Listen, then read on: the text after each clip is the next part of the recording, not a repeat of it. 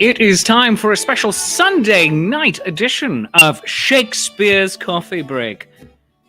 The morning show featuring a friendly neighborhood Shakespeare. You know, that guy who does the audience interactive comedy improv one-person Shakespeare show that you can't find at a school festival or Renaissance fair near you. Or maybe this show right here. A reminder that today's show is brought to you by some wonderful people, such as the Friends of the Colorado Northwestern Field Museum. What will you discover this summer? And the Shakespeare Yogi. You can use code SHAKES.approved to save 50% on your very first private class. And also the Renaissance Stream Guide.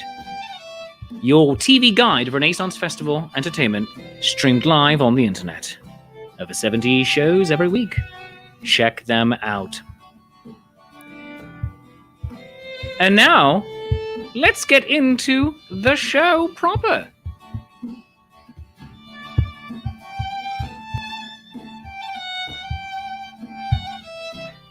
Hello, dear friends. It's me, your friendly neighborhood Shakespeare. I love you, you love me. There's mutual glorious affection. Welcome to a special Sunday night edition of Shakespeare's Coffee Break. Although, if you're watching this Monday morning, happy Monday to you. It was a great weekend, wasn't it? It was amazing. We did things happened. It's not currently still happening right now.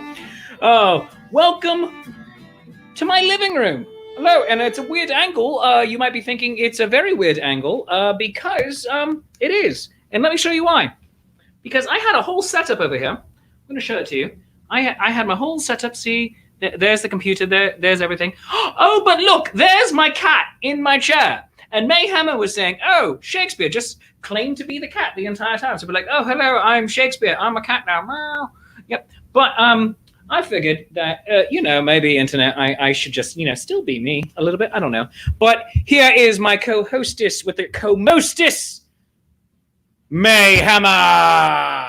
Oh, there she is. Okay, Sunday. Good evening. If it's Monday, good morning. And Erin Catherine says, if you're watching this in America live, is this more of a wine break? It can be, if that's what you're into, if that's what you're doing with your Sunday night. And if you have work in the morning, that's probably not a good choice. I don't know. I've performed real late and got up real early from work. So Janine Rinka says, for her, it's too late to be drinking anything. Valid. Well, Walter, yeah, in that case. And Matt Osiki says, konnichiwa, which is excellent because our guest today is in Japan. Woo! Yes. So, May Hammer, you speak some Japanese, don't you? Oh my God, it's been a hot minute. You know that phrase of if you don't use it, you lose it? Yes. I know basic stuff. My accent is horrible now because my teacher is not beating it out of me anymore. My countryness. But obviously it's not evening, so it would be konnichiwa. I can say my name is Watashi no namae Mayari. So is konnichiwa konnichiwa is not a general hello then? Because you have konbanwa, which is good night, good evening. You have Ohio, you have konnichiwa. If you're answering the phone, mushi mushi. Like it just depends on what time. I knew mushi mushi, and I knew mushi mushi sadly from an episode of Full House, when Michelle was tiny and adorable, and she was long distance calling friends in Japan, and they were having a very good time. Yeah. May, did I lose you? No. Your laugh just stopped abruptly. I was like, oh, sorry, I was reading comments so I could help. I'm trying to help. I'm reading. I have to look over here in order to do it, and I'm just like, sorry, no, goodness. I mine's over here, so it probably looked like I spaced out for a second. Oh goodness, it's cutting off my sleeve to not wake Milo. It is, yes. Yeah. Like you lose my arm and everything. So, so Matt Osiki just finished hanging out with Gwendolyn. Now he's perhaps still enjoying some bourbon. Matt Osiki, you do you. I appreciate this because as someone, I said I wasn't going to have tea because it's too late. So I mean, have coffee because it was too late. So I decided to have tea that was poured with brandy in it. Brandy, you're a fine drink. What a good wife you could be. Wait, what? No, bro, that's the wrong. And Erin Catherine is yelling at my being a little bit judgy. She says, listen, Shakespeare, all caps.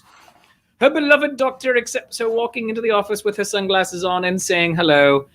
Or Castellano. Inside joke. I don't get that one, so you do. I'm glad. Oh my gosh, I'm here for that. Oh, Rachel, hello to you.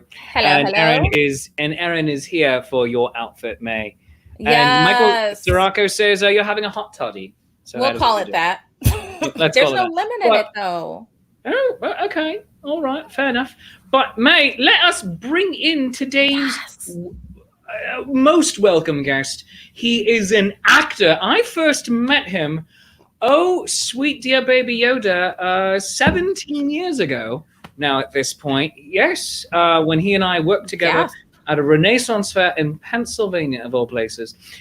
He is originally from the homeland of Great Britain, and now he is in the land of the future, both literally and figuratively, because they built all the good stuff there, and literally because it is tomorrow. Today. So let us bring him in. He is Justin Davis. Hello. Konnichiwa. Oh, goodness gracious. We have Justin Davis in the house. Oh, wonderful. Thank you so much for joining us, sir. And just absolutely, it is a delight to have you here. And I think just the last couple of days of just corresponding to get you on here, this is the first time I think we've spoken live in years. I mean, other than just like typing at each other. I think so, yeah. You're right. It's been about 16 or 17 years. Yeah. It's been a while. And that's all you can do before you get sued, by the way. So you can say it's been a while and then it stops. That's all you're allowed to do. But oh goodness gracious! So am I to take it that you are in Japan potentially teaching them how to do Renaissance fairs, good sir? Oh, that would be brilliant. Well, I do run a theatre company, and we do some traditional English plays like Shakespeare and Christmas Carol and Sherlock Holmes. So that's kind of fun. We go around different theaters and schools and universities. So that's a really fun, good experience. That's absolutely brilliant. Oh, wonderful. Blackstripe Theatre, and I run that with two other guys that I know, two friends, Chris and Walter. We've been doing it for about 3 or 4 years. Absolutely brilliant. And what brought you to Japan then in the first place? Because you were I hazard the guess now that you've spent the majority of your professional life being an expat. Just traveling the world, plying your trade, not even just traveling the circuit. The entire globe have become your circuit. Yeah. So I've lived in 3 different countries now. So I was born in the United States, in Ohio. And then I was raised in England. Then I moved to America for a few years, and then we worked together. And then I moved to Japan about 8 years ago, and I met my wife in London. And so I've been living here for about 8 years, and I have a little daughter now called Cordelia. Aww. Appropriate, and I accept because you named her the non-evil one. So I mean, like, parents come up to me all the time.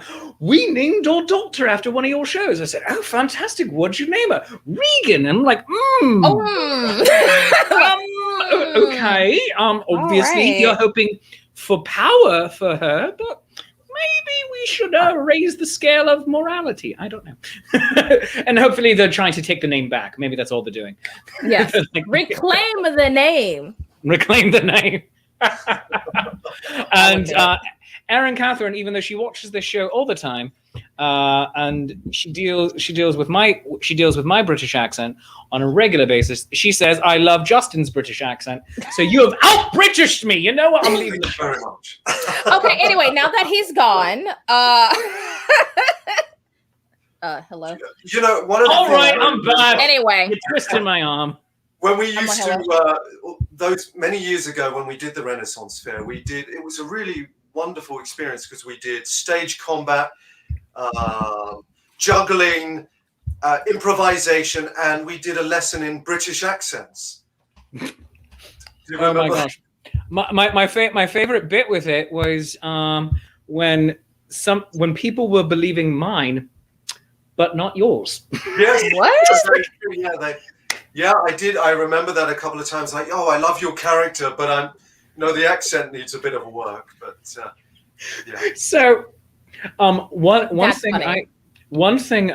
I've learned over the years is to make certain almost Mrs. Doubtfire style, because guys, gals, and non-binary gingerbread pals, I'm not quite sure if you know this, but I have never set foot in the United Kingdom. I hope to one day, and that'd be great. Where's the remove button for Shakespeare? I You feel know like what? I've been lied. I've been lied. No. I feel lied to. You know what, Mayhammer? You stay over there and don't touch my controls. I'm not logged in you anymore, so you're lucky. Well done. So one thing I've learned over the years is to keep it sounding almost like I'm from the UK, but that I've been here for so very long that the accent has become a little softer. Yes, very much. And it's fun because when native-born Brits come and see me at shows, they're like, "Oh, it's so great to hear someone from back home. Where are you from?" I'm like, "England." Rude. And they're like, yeah, but where from? And I will make something up. And sometimes I'll be like, oh, well, I'm just an actor. You tell me. And they'll tell me where I sound like I might be from. I get South London the most often. And I said, oh, sure, absolutely. And I've learned the names of some streets and bars just to be like, oh, yeah, I absolutely know that place. It's I'm playing. It's so ridiculously silly. Say you're from York. You're from. I can't. I sound nothing like York. I don't know. You live in New York, right? I was trying to give you at least so you're not I completely live in lying. New York, absolutely. Just leave off the new. I'm trying to help you. I'm from York. You sound nothing like York. The new one, not York. There's a new one. It's really nice. They updated it. They are. So, Justin, welcome to the Sunday night show where we're a bit weird. Oh goodness! It is currently 9:47 p.m. on the east coast of the United States right now. Okay, so it's 10:47 here, and it's in the morning. Yes. Yeah. 13 hours. So what's the future like? Is it wonderful? It is what? Well, yes, it's all right. Yes. I'll take all right. Yeah. Right. I was like, so, yeah. No, it's I think it's only because I'm a little tired because I've been nonstop with my two children, and it's catching up to me finally. Because I'm just like, it's only 9:40 something. Sleep. So in Japan, Mr. Justin Davis, actor, director extraordinaire, you've been getting a lot of work also in the film industry, including, and I am going to butcher the name of this film, so I will let you pronounce it for me. It's a Tenga Roman. Tenga Roman, very good. Yeah. So I should explain. I work under the stage name Brandon Francis, and I've been working as an actor since I was probably a teenager, and worked in America and England, and when I came to Japan, it sort of became a sort of a full-time thing, and I've been working sort of television and film and theatre, and I work a lot for NHK. And this is a movie, and it's about the modernization of Japan. So it's kind of the end of the samurai era. And the main character, he ends up going to England, and he learns to speak English, and he learns about sort of the modern technology at the time, and he goes back and he tries to modernize Japan. And the film has done very well. It's won a few awards, the Japanese Academy Award a few weeks ago. Oh, goodness. Well, congratulations on that. Nice. Yay. It was a wonderful cast, and it was a brilliant experience. That is absolutely fantastic. So, what is it like to perform with? I mean, not just in another country, on which you've done here for years, but in Japan, where I'm assuming that you had to be speaking Japanese for this picture. Well, no. So normally they hire me to, if they need a sort of an American character or a European or English character. Occasionally I do speak Japanese, but they usually want bad Japanese. Oh, excellent. Which I can do. So yeah, they often, you know, a lot of the dramas sometimes they're set in Europe or America, or so they sort of bring me in to play those kind of roles. But it's, you know, it's a really it's I would say the style is more like the soaps in America. You know, the schedule is very quick. It's shot very quick. You know, you have 2 or 3 takes. There is a sort of a degree of improvisation because sometimes the English is sort of badly translated, so you kind of have to make it make sense. Sometimes the dramas are really fantastic. Sometimes they're, like I said, sort of maybe soap quality. But it's brilliant. It's fun. And being a working actor is in the end kind of what it is all about. It's a wonderful thing to be able to play pretend for a living. It is. It's really fun, but it has been, of course, been difficult during the COVID-19. Oh yeah, a lot of things have been cancelled or rescheduled. But I think everyone has been affected around the world. Oh, absolutely. All of my performance has been like this, either doing talk shows like this or theater on Zoom. Oh God. Yeah, which is an interesting thing that, well, May, you experience it with us on a weekly basis with Nat 21 Adventures. No, you know what's the most awkward it happens. I'm sorry, go ahead. No, go ahead. I was like, that this has been cool for me. Doing burlesque via digital has been very interesting. that's sure, what I'm gonna say. It's had positives, it's had negatives. But some of the show's production values have gone up, mainly because some of our people are like, oh my God, I have access to this studio that we're gonna wipe down, like the one I just did.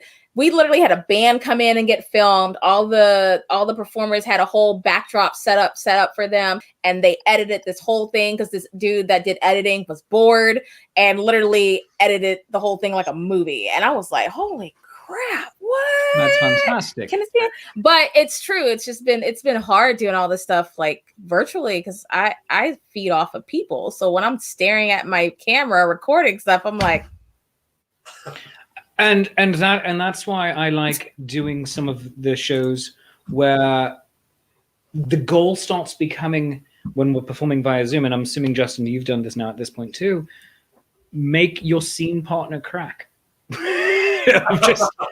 of just not even just trying to time it out so that we're not talking over each other, or if you are, it sounds organic and not you can't hear the entirety of one line versus another, or it sounds muddied, or oh no, please go ahead, but rather do it in such a way that it just gets them to break, because I can't hear the audience laughter. And I mean, you're more used to it than I as a film actor, but I can't even, I'm not in the same room with my scene partners anymore. Occasionally I'll get off-screen wife to do some stuff with me, and then I can hear live reactions. Or when we're doing a show, if she's watching it downstairs, I'll hear her cackle.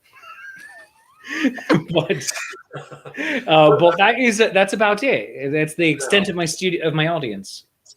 It is amazing. I mean, it's completely changed the relationship between the performer and audience. And also the private space has never been so mediatized. Here I am in my spare room, and you're in your front room, and you're in your house. And, it's really fascinating. And it'll be interesting to see, will this have an effect on theatre going forwards, or is it just a temporary situation?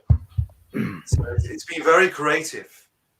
Oh yeah, absolutely. And I'm gonna adjust that a little bit. Oh, The cat just gave me the chair back. He just gave me the chair, so it's fine now. Now I look professional.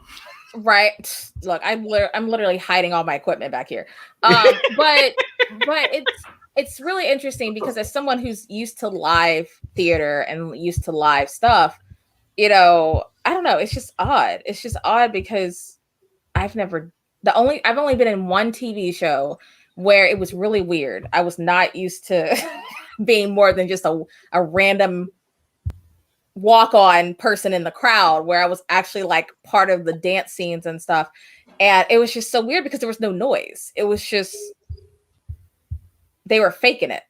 Like it was just weird. So like, to me, I'm like, how do I go dance to silence? Oh, absolutely. And it extends into the non-performative world as well. Catherine over in the comments says she's the same way. Being a non-fair performer, she enjoys interacting with people, and it's hard for her to interact with others behind the multitude of layers of PPE and having to translate with a doctor who has a heavy accent. And I can't imagine it. Oh, that's still your banner, May. So let me turn that off. Yeah, there's my banner. Oh, there you go. I have a handsome banner. It's not easy at all. But then we've gotten used to, over the last year now, of this being the way we create programming, the way we create theater, the way we create art. And we're learning how to deal with the immediacy. And there's a certain level of intimacy now that we're able to give audiences in that we never were before. As you were saying, Justin, like you can see my front room. I can see the portion of your back room that you are allowing us to see. By the way, over there, you can't see the mess. Actually, there is no mess. We just cleaned up like hardcore yesterday morning. We did a lot of spring cleaning. So there's very little mess right now. May's showing us hers. That's good, but she has a wonderful backdrop. I don't have one of those.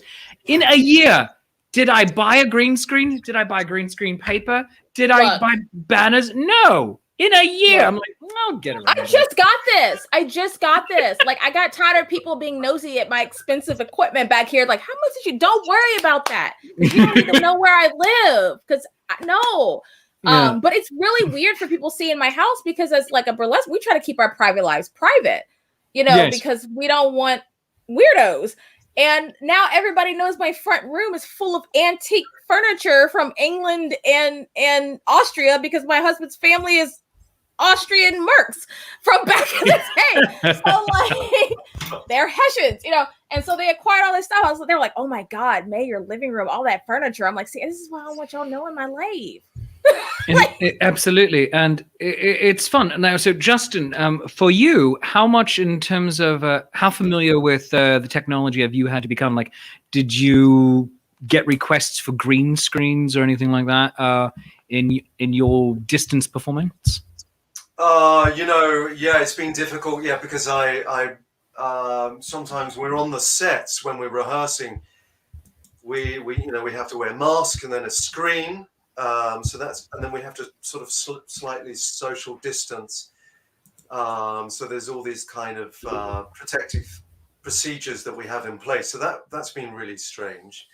And then I've also started a podcast myself. And what's it called? It's called Retrospective Podcast. And then where I just kind of try to be myself, and I sort of interview people from maybe theatre or film or scientists. And it's been really interesting, because normally I'm used to playing a character or hiding behind a prop or a costume or a voice. So it's kind of been challenging for me to be myself. I know nothing what that is like. I know nothing about hiding behind a character or costumes or anything.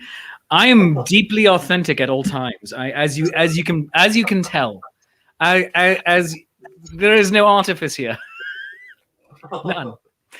I'm sorry, I interrupted you for a bit. You continue being a real genuine person. Oh no, I'm curious, Shakespeare, when because we've had to deal with this COVID situation. How did you deal with the Black Plague? Oh, well, gather around the Instagram, children. Let me tell you. In my day, we went on tour.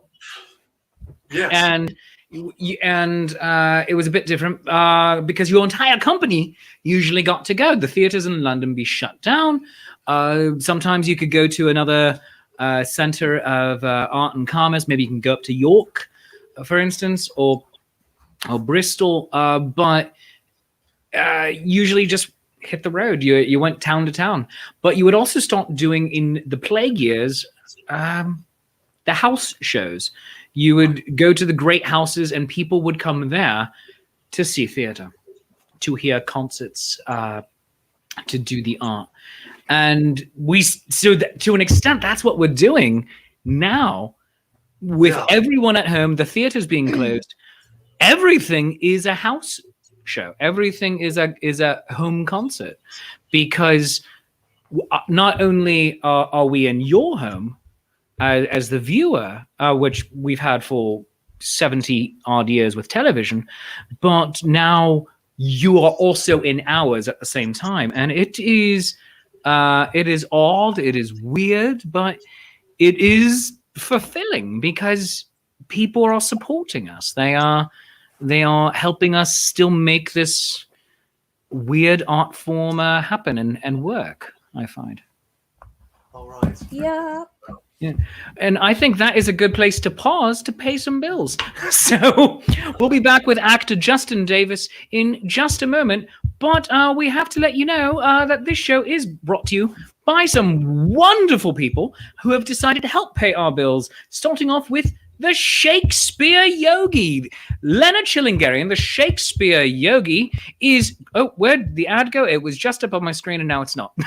There we go. Leonard Chillingarian, the Shakespeare Yogi, helps creatives develop authentic connection to balance and character by combining yoga with Shakespeare accessibly and playfully. Virtual Pay What You Can classes are available over Zoom on the first and third Sundays of the month at 1 p.m. Eastern Time.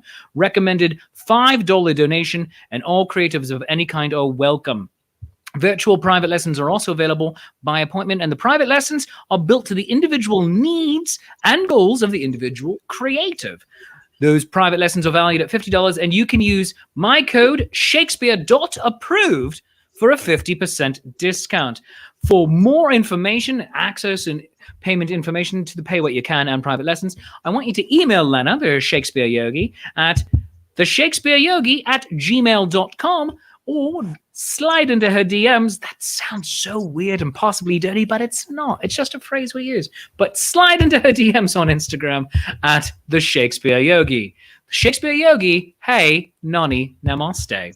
And today's show is also brought to you by the Friends of the Colorado Northwestern Field Museum, who are now accepting applications for the Summer Dinosaur Digs 2021. And I'm going to put that link up on screen. Actually, first, let me copy that link, and then I'll put it up on screen.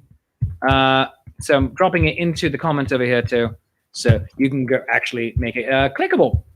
So there we go. But you want to go to that link that is currently on your screen, because while many people only dream of taking part in a dinosaur excavation, through the Colorado Northwestern Community College, that dream can become a reality. Located in the heart of dinosaur country, CNCC offers you the chance to work alongside professional paleontologists to uncover fossils that have been buried for 74 million years.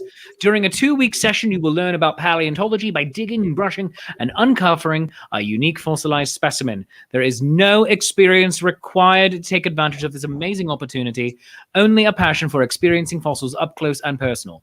Participants also have the option to earn college credit during the 2-week session. Email Liz Johnson at elizabeth.johnson@cncc.edu or call 970-824-1119 to get more information. What will you discover this summer? And finally, I want you to support our dear friends, the Renaissance Stream Guide. Now, the Renaissance Stream Guide is your TV guide of Renaissance Festival entertainment. And there's the tag right there. Now, Where did it go? There are over 70 live stream events on the calendar every week from Renaissance Festival performers, including live music, play readings, comedy, belly dance, yoga, fitness classes, art streams, demos. There is a daily schedule post and an accessible Google Calendar, so it's an easy way for you to find your favorite Renaissance Festival performer and hopefully discover someone new. Go check them out, like and subscribe. Facebook.com/Renaissance Stream Guide. And if you are interested in supporting Shakespeare's Coffee Break or Shakespeare's Shameless Self-Promotion Happy Hour or anything else like that, you could just simply drop me an email to shakespeare@shakespeareapproves.com. And do I have that anywhere? I did. Do I have it? Can I find it? No? Whatever. Just remember it. Shakespeare@shakespeareapproves.com. I'm a professional. I mean, like, here, let's do it here. See my website right there? Put Shakespeare in front of that, and that's my email. Because I'm a professional. And I've been doing this for almost a year. You'd think I know what I'm doing. Do I know what I'm doing? No. Why? Because I refuse to learn. No, it's just more of multitasking. That's all it is. That's all. Internet, I know I'm getting down on myself right now, but it's part of it. I actually think I'm doing a pretty good job, Internet. You know what? I love myself, and you should love yourself too. All right. Anyway, let's get back into the show because this got really strange. All right. Welcome back, my co-host Mayhammer and our special guest actor Justin Davis. All right. I'm sorry you had to witness that, Justin, because that was weird. All right. Oh my gosh. Oh, goodness gracious. So, let us see. So speaking of doing things during the pandemic, with things starting to open up, Kat Swank says she saw a band live stream from a bar with patrons in it, and it was distracting now to hear people eating and drinking instead of focusing just on the music, because we've gotten used to just having the performance and not people around us talking. So I'm not sure I want to go back to that world. That seems weird. No, that's really interesting, isn't it? Because, you know, a lot of the live theatre streams, you can kind of watch them in your own time. You can watch them in your pajamas. You can. So it's going to be, in a way, it's going to be difficult to go back to live theatre maybe when you have to watch a show for 3 hours straight. And so, for example, the other day I was watching Frankenstein in the National Theatre. I don't know if you've seen that with Cumberland. Yes, I have actually. It's brilliant. It's a wonderful play. You know, the opening with the birth scene and the train that comes out and the lighting. But I sort of watched it over 3 different sittings, which you wouldn't be able to do in a live theatre. No.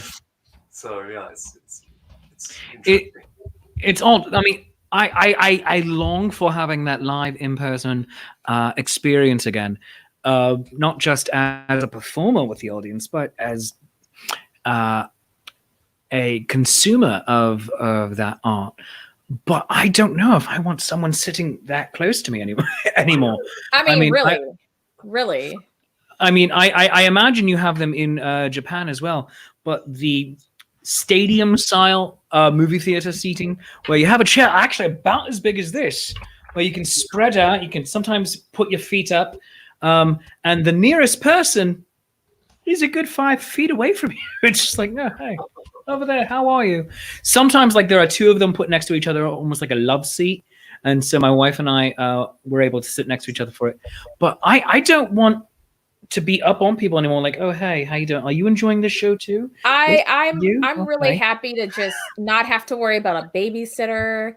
I can pause it. I can drink a bottle of wine. and not leave my house and just wear my pajamas and just be like, I'm a slob. I don't have to put on makeup. Yeah. I'm lazy. Oh, no, it's grand. Like right now. All right. So I am dressed. I am, my hair's done. I have the earring in, and I am wearing my Han Solo sweatpants. Oh my God. Oh, you have on pants? Yes. Oh, okay. That's why I did that. I didn't get that. I didn't get that memo. May, Sorry. I need you to bring professionalism even into the parts. I am waist cannot presentable. See. Waist presentable. Okay. You're Look, like that Folgers commercial. You're like that Folgers coffee commercial where you're gonna knock your laptop down and we're gonna see your thighs. Something. When you pop out 2 kids that are the size of Vikings, all right? Vikings? They are the size of Vikings? My oldest was 8.5 pounds, 22 inches long at 3 weeks early. When you pop out 2 grown men with 401ks, and then you got to go through quarantine and get the quarantine 15 times 2, you tell me about not wearing pants. Okay. All right. At some point as a mother, you stop caring what you look like when you're not leaving your house. Oh my God. May, heretofore my favorite. Justin, I am so sorry. You're just hearing May and I like vent our lives right now. We're like, it's 10 o'clock at night. We don't care anymore. May, I have to say, you have just given me my new favorite version of the line Kirstie Alley says in Look Who's Talking. How about you try pushing something the size of a watermelon through the opening the size of a lemon and see how hot you look. Now you're like, when you shove out some Vikings, some grown men with 401ks, oh my God. Boy walked out with a job in a briefcase. I was just like... Teeth. I was like, oh, so you think this ain't happening. You about to get a bottle, my guy. I tried to do this naturally. You about to get a whole bottle. You got 2 whole teeth. Nope, we done. Eric, sorry. He was born with teeth? He had a full head of hair. He had 2 teeth. Huge the hair child. I'm not freaked out by, but the teeth. No, he had 2 teeth, yeah. And he was 3 weeks early. Wow. I had a whole man, a grown man. What you had was the alien bursting through your chest, and that's what you had going on with the teeth. It felt like that too. The whole pregnancy, yes. Oh my God, that is too funny. Oh my God. Okay, I'm done. I do. Oh my God. Erin Catherine, be glad you didn't deliver her. She was nearly 10 pounds when she was born. Wow. So Justin, you have a baby, or a 2-year-old now. So how big was Cordelia? Really good question. I think she's around. I don't know. I didn't deliver her. See, I'm not mad. I wouldn't be mad about a father not knowing. You're not doing that hard work. You, as the mother, you vividly remember that. She was a tiny thing, and I think it was a C-section, actually, C-section birth, and she was just adorable. And she was born with hair. Blonde hair, and no, she was lovely, adorable, and and I remember it looked like she was smiling when she was in the hospital, so that was aww. Mine came out face palming like this. He already knew what this world was going to be. May, you need to do stand-up comedy. Honest, you're like the 4th person to tell me that, and I'm like, why? Because your delivery is fantastic. Your timing is superb, and the actual material sounds like you have workshopped it, practiced it in front of audiences, and then said, "Here we go." No, this is just like no. What you're saying, it's like, oh yeah, he came out with a 401. He has his briefcase, face palming. This is brilliant stuff, May. I mean, I make people laugh because I am charmingly awkward. You make people laugh because you got good actual material. I mean, like, just take away my awkwardness, and all you have is a pasty man. I am translucence itself.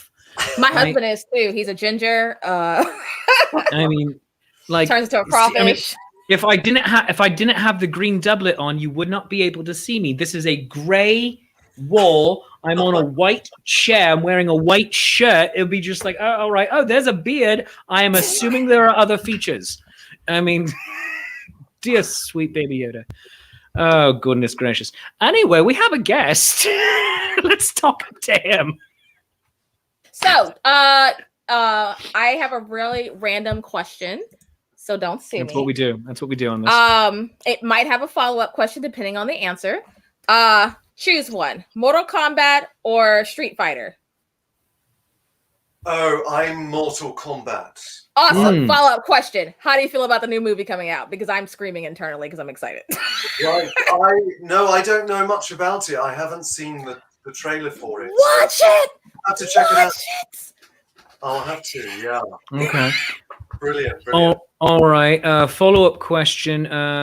Did you watch the original 1990s era version of Mortal Kombat? Yes, I did a very, very long time ago. Yes. Yeah. Yeah. All right. And did you? It came out. I want to say I was about 10 years old, and you're about the same age as me, so about 10.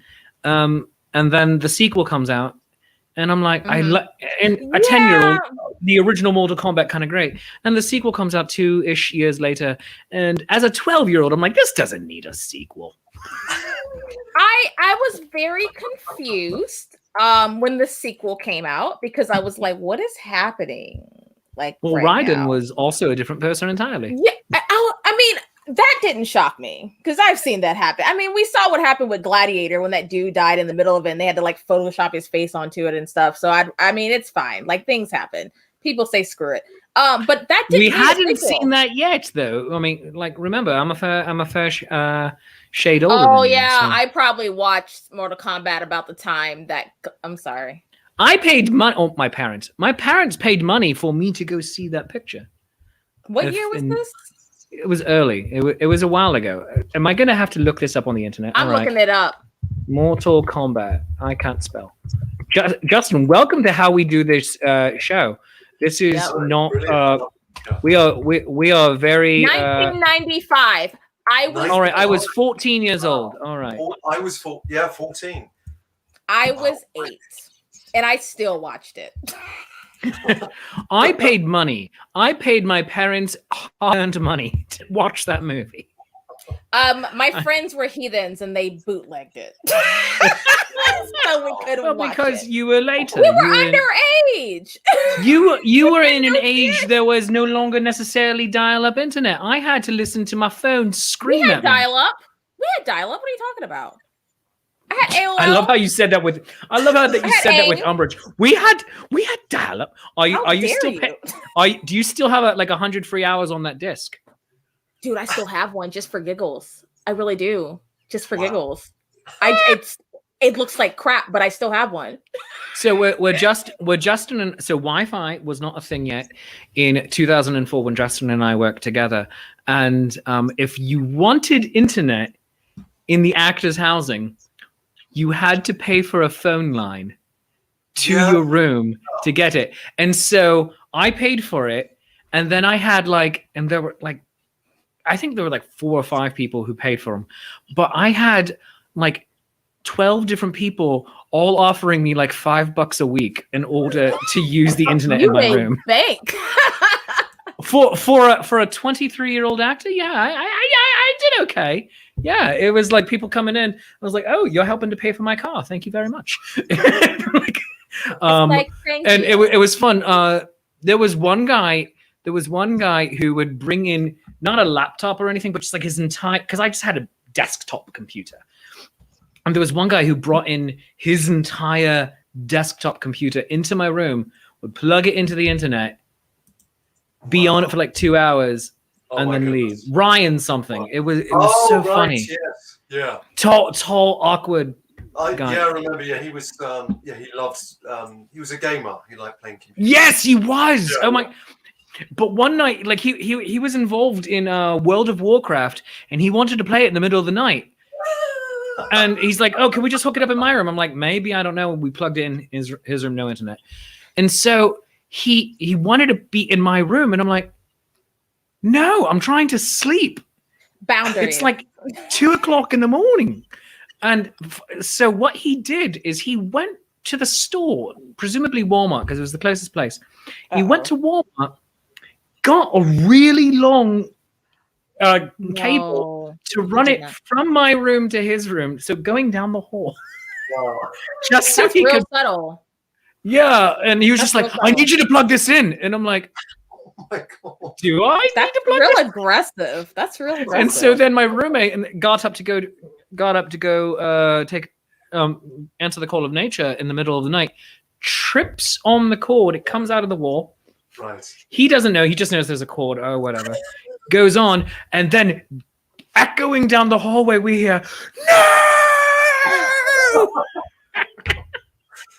It was so bizarre. Oh my gosh. That's some. Meanwhile, I was just sneaking on late at night when I knew nobody would call my house, so I didn't have to say, we tried calling you, but your phone was tied up. We had 2 phone lines at my parents' house starting in 1995 or 96. Oh no, I was poor. I grew up on a cattle farm. We had a phone. No, my dad was so tough. My dad would not allow us to be on the internet during business hours of the day. Yeah. And so we were only all allowed on and then he wanted to use it though, and also thus tied up the phone line. And I'm like, the same rules apply. Like, people will call, the phone will be tied up, and thus, and then, not because his children who understood how to do. My dad made me write him Post-it notes on how to send an email on multiple occasions. He could not remember. He thought, I just type in the person's name and it magically finds them. He thought it was the owls of Harry. Like, he thought it was Harry Potter, the owls, where it's just like, go take this to Sirius Black. It's like, cool, I'll find him wherever in the planet he is. It's just like, no. Is this where you got your inspiration for your characters today on Sunday Side Quest? No. My inspiration for that character, different show entirely. Go watch the replay, people. Was a little bit of Tahani Al-Jamil's parents on The Good Place. A little bit of a few others, but like Thurston Howe, Mrs. Howe, and then just and then just more than a little bit of just a very very happy daddy. I'm just like, no one's good enough for my daughter, least alone you.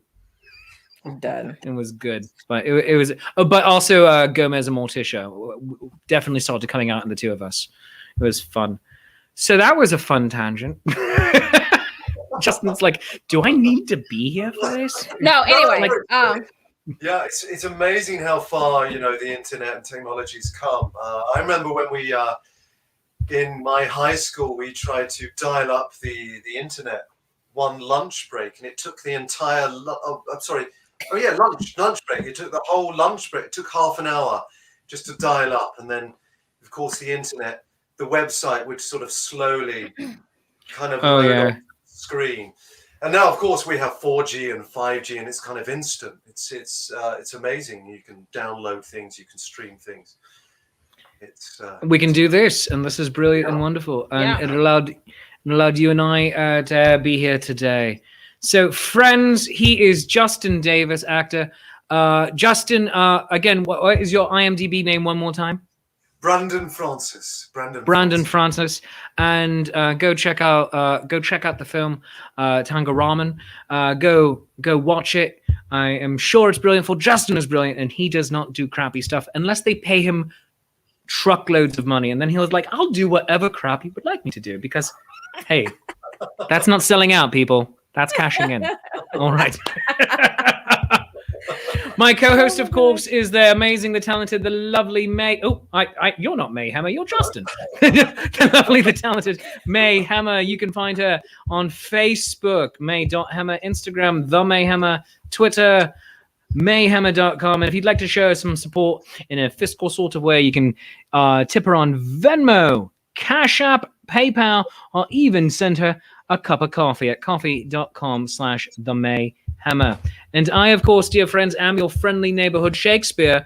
You can follow me in all the right places. Shakespeare Proves, Instagram, Shakespeare Daughter Proves, rather. It's also my Twitter. I mean, my TikTok. Go do that. Twitter, that's what that is. All right. YouTube. But you can find May and I in the season finale of Nat 21 Adventures Tuesday night at twitch.tv/Nat21Adventures. That is the home of that. That is the season finale. And go watch that. And of course, if you want to keep watching the show after this week, you need to go to facebook.com/Shakespeare's Coffee Break. I realized I lost that banner, so I'm putting it in right now. The show is no longer going to be on my main Facebook page, Shakespeare Approves, or on YouTube. but purely at facebook.com/Shakespeare's Coffee Break. So go like and subscribe there, because that's where we're going to be after this week. No shows next week because taking an extended week for the holiday. We'll be back the Monday or Tuesday after Easter on facebook.com/Shakespeare's Coffee Break. And friends, if you thought this show was worth anything, a 1, a 5, a 10, I'd love to have it. For a 50, I will come into your front yard and give you interpretive music and dance of what it was like in the days before the internet. And it's going to be a lot of me screaming in high-pitched electronic tones. That's what it's going to be, because why not? You can buy me a cup of coffee at coffee.com/Shakespeare. It's ko-fi.com/Shakespeare. And buy me a cup of, or become a Patreon of the arts at patreon.com/Shakespeare. Tiers start at $3, go all the way up to $30. And right now, everyone gets the same rewards, because money is tight for so many, and I want everyone to get the weird. Some upcoming shows include, of course, on Mondays, Tuesdays, and Wednesdays, we are here. Shakespeare's Coffee Break. And then Writing Sonnets with Shakespeare is on this Thursday, the last one for the month, this Thursday, twitch.tv/Nat21Adventures, and also on my Facebook and YouTube pages, 10:35 a.m., where we make a writer's room and we write a sonnet. You, the audience, and me, your Shakespeare. Shakespeare reviews can be seen on Life's Affair on Facebook and YouTube. That is the movie review show I do with Andrew McKee, the Irish Bard. We just had our season finale, but go and watch all the past episodes. New episodes are going to start around the end of April or beginning of May.